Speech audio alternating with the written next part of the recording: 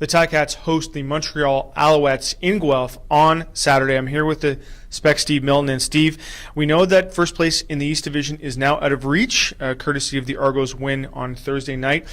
But the Ticats can still lock up a home playoff date with a win on Saturday. If they don't win, trouble. Big trouble.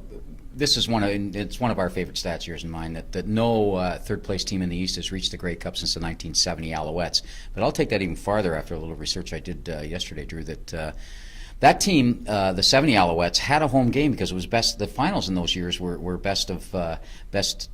two game team total points, and so was everything back before that. So in the 64 years of modern CFL since 1950, and that's the same year that the Ticats.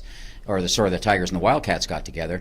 No Eastern team has ever reached the Grey Cup without the benefit of a home game in the postseason. So, do they have to win this? Yes. I think we should talk a little bit about the weather. Strange as this may be, the Ticats will be playing in Guelph. The forecast is, as several of the games in Guelph have been terrible. Rain, wind, cold in this case. The Ticats have not been a particularly good cold weather team or foul weather team this year or in years previous. What do they got to do to reverse that? I think that's, and I don't know what that's a function of, Drew, but that goes back a long time. It goes back even 1 week, because if you consider that wind that was in Montreal last week, that was a factor that had to be dealt with, and really wasn't by the Ticats. First of all, they got to put it out of their mind. Second of all, they got to remember that this is their home game, and foul weather should benefit the home team, and it hasn't this year because whenever it's been foul at Guelph, which has been 2 or 3 times, a couple of times, they haven't played well, and they've lost. A lot of it is focus, a lot of it is determination, and a lot of it, I think, is how you start the game, and a lot of it has to do with special teams, particularly the kicking. If your kicker can really hold his footing and make that difference, field position is going to be big in this game, as it was last game, and it was all negatively big, meaning Montreal had the field position from the kicking. And I think they've got to, my idea is that I think they've got to start with good field position every drive this time against this team. I did a little story in the Spectator today that talked about Henry Burris and his numbers. No touchdown passes in 4 of his last 5 games. We've seen a decline in his accuracy and in his quarterback efficiency. He says he's fine.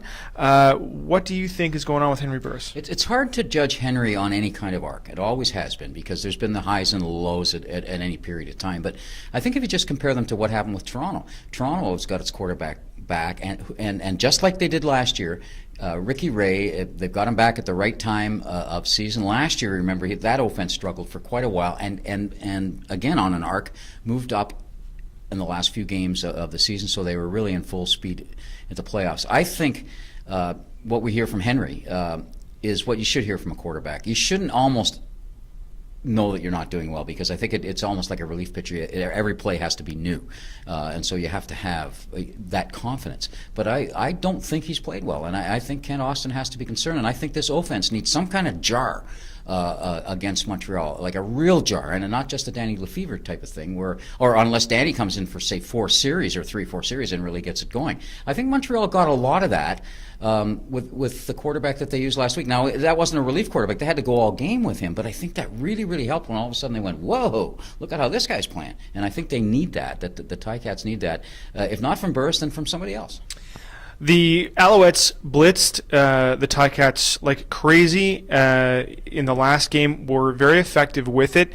Talking to a couple of the offensive linemen today, they figured that the Alouettes brought at least 5 guys on almost 100% of the plays last game. What are the Ticats going to do to counteract that, and what can you do? Well, one of the things that there's a real correlation between what you're saying and the fact that quite often the Alouettes are accused in the backfield of holding and grabbing. And that's why. Because if they can just hang on to those receivers for a short bit of time, they figure that kind of rush, both with the caliber of players and the number of players that they send, is going to put such pressure on the quarterback. He's not going to be able, if he can just impede the guy a little bit.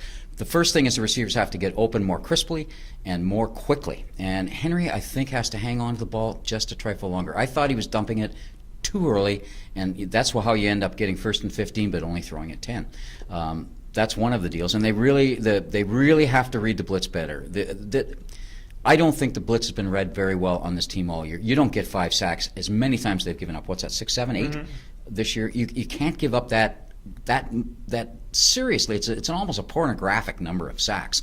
You can't give that up as multiple times as they have. So they've really got to do a better job. And it's not just the physical part. I think part of it's the read, and whether that comes from Austin or Condell or from the quarterback of the moment, I don't know. I don't know where that failure to recognize on a blitz down where it's coming from. We were talking about this team in very glowing terms only 2 weeks ago. This week it seems to have been a lot of sober second thought.